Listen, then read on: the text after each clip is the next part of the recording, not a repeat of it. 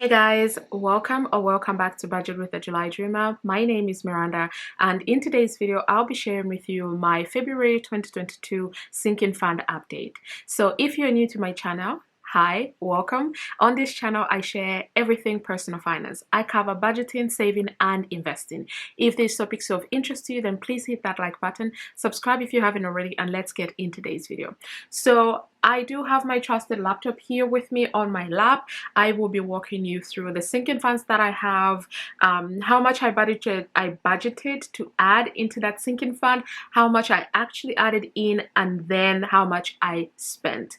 I won't focus too much on the balance of these sinking funds, but the tracker is right there and you'll be able to see what is in each of these sinking funds. And just to also preface that my sinking funds, I put my short-term savings, so this is my emergency fund, my rental emergency fund, and my home fund in the same tracker that I keep the rest of my sinking funds. So with that being said, I'm going to start the screen record now and let's begin.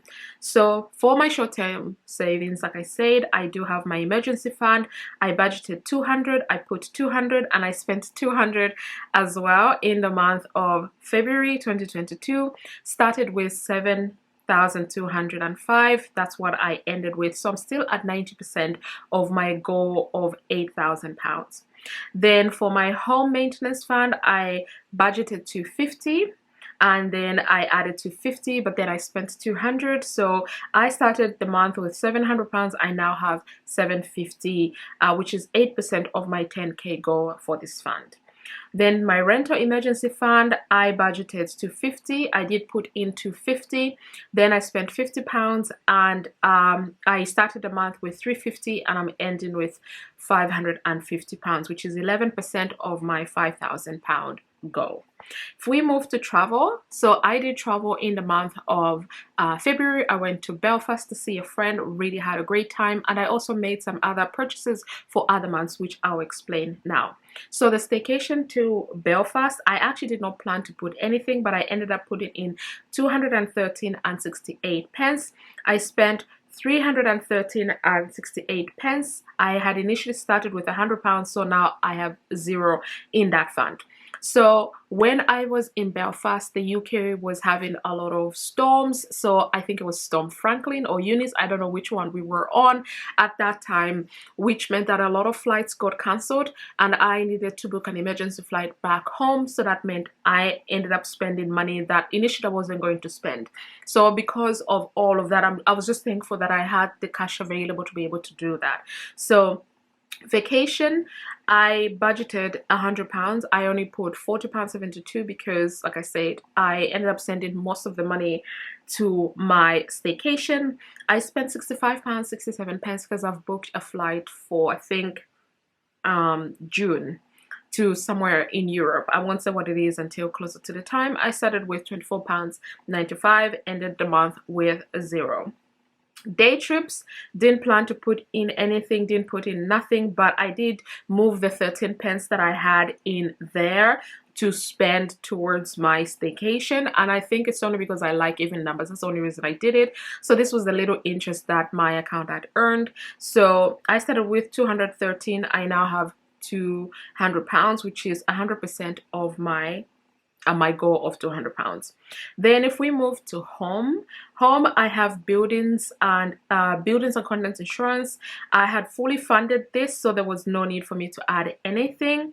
Home emergency is the same. I have fully funded this. I didn't need to add anything. Then for my rental property, buildings and contents insurance, I budgeted 50. I put in 50. Didn't spend nothing, and then started the month with £50 and I ended the month with £100. So I'm now at 20% of my total goal of £500. My car, so I have the insurance, which I did not plan to add anything. Maintenance, I did not plan to add anything. Annual check, this is fully funded, so I didn't need to do anything with that one. Tax and MOT is also fully funded. I didn't need to do anything there either. Then gifts, so gifts for me covers Christmas, birthdays and festive holidays. I had planned to put something for Christmas and birthdays, but I didn't because of my travel. So what I started with is what I ended the month with. subscriptions, fully funded these subscriptions back in the month of November 2021. So didn't plan to put nothing, didn't put nothing in there. Then if we move down to savings challenges, so annual bills is a new one because my goal is for every single bill that I can pay annually. I would like to be able to do that, and I think I spoke about this when I started my YouTube channel. This has been my goal for a long time, and I'm hoping that the month of March is when I'll be able to actually do just that. So I've started off slowly because I thought of this idea again in the middle of the month. I did not budget nothing, but I did put £50 in. So I now have £50 in this savings pot.